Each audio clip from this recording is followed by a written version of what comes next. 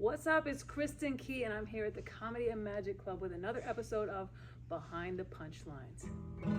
So, what inspired you to become a stand-up comedian? Depression inspired me to be a stand-up comedian. I was in college to be a paramedic, and I watched two people die, not my fault. And I tried an open mic night the same week, and I decided I would rather make living people laugh than watch people die. Can I share my most memorable moment on stage? I was performing at Brandy Carlisle's music festival, Girls Just Want a Weekend, earlier this year in Mexico. And at the end of my set, I thought it would be really fun if I said, "Oh, wouldn't it be great to close out the show with Brandy Carlisle?" And she actually came on stage with me, and we sang "Closer to Fine" by the Indigo Girls with Brandy Carlisle staring directly into my eyes. And I realized that when Brandy Carlisle looks you in the eyes, you play the guitar faster than you meant to. And I played "Closer to Fine" faster than I've ever played it. But it was one of my most incredible moments I've ever had on stage. And that's all. And I got to do that as a comedian. What a good day. Okay. Who are my comedic influences growing up? Women. All the women comedians are the reason that I'm a stand-up. I watched A&E's Evening at the Improv when I was a kid. And so Ellen DeGeneres, Rosie O'Donnell, Paula Poundstone, and then later in my life, Wanda Sykes, Maria Bamford, all of the women in comedy that showed me like how you can do this business as a woman. Not like as a woman is like trying to do it with no, these women just did stand-up comedy, and they I don't know, like I'm sexist, so I don't think most men are funny. I'm just kidding. Anyway, I love the women comics are the reason that I'm a comedian, so that was my influence. Let's see. Have you ever had a nightmare performance? The worst gig I ever played, I was in a city called Gun Barrel City, Texas, outside of Dallas. And before we went, it was my first time ever headlining. And the guy that booked me offered me cocaine in his apartment before we left for the gig. And then I showed up at the gig, and it was like in this little bar called like the Bait Bucket. And I looked, and my headshot was in a men's restroom, and I was supposed to be doing 45-minute sets. I made it through 15 before somebody wanted to fight me, and I had to be escorted out the door, and that was my 21st birthday. Let's see. Who's the funniest person I've ever met, and why? Recently, I met Sherry O'Terry at a mutual friend's birthday party. She's hands down the funniest person I've ever met in my entire life. Everything that comes out of Sherry O'Terry's mouth is hilarious.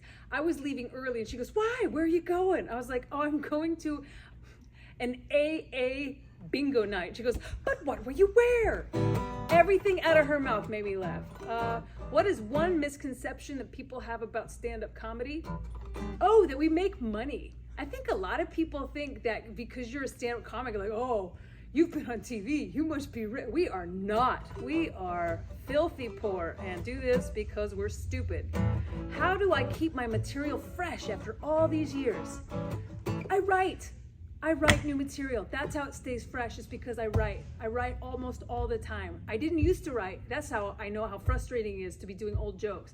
I did the same set for a long time, and now I write all the time, and then my material stays fresh. And then if it starts to get old and stale, it's very frustrating. It means I have to write again.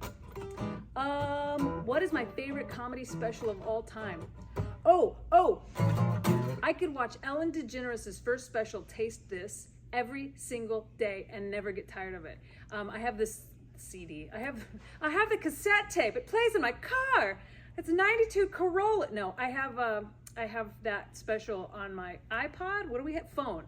So I have the digital MP3. How old am I? Anyway, Ellen DeGeneres' special, Taste This, is one of the most brilliant specials of all time. It was get it. Pick up the 8-track. You're gonna love it. Put it on your phonograph. It's fantastic. How do I prepare for a big performance? Same way I perform for a small performance. I take a nap and write a set list. That's it. Take a nap, write a set list. That's it. Okay. Page 2. How do I handle the emotional and mental challenges that come with performing regularly and facing public scrutiny? Why would you ask me that? I'm in therapy. I don't know. I think performers have to perform, or else we will break down. So I don't think that the performing is the thing that we have to overcome. I think it's the not performing is usually when we're the worst. So performance is how I get out all of the need for validation that I have. Oh, are we getting deep? So anyway. Sometimes I need people to like me.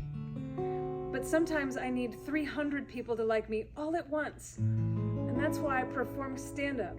Stand-up, connecting attention seekers with attention.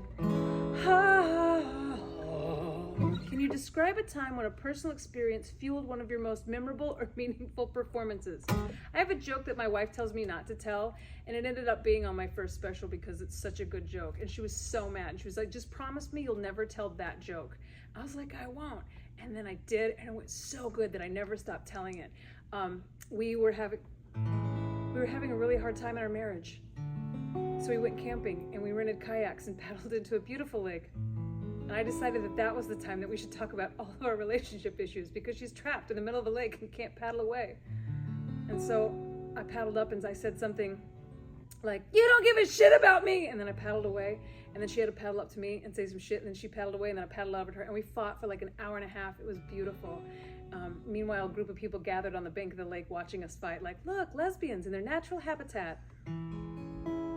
That's one of my favorite jokes that I've ever told.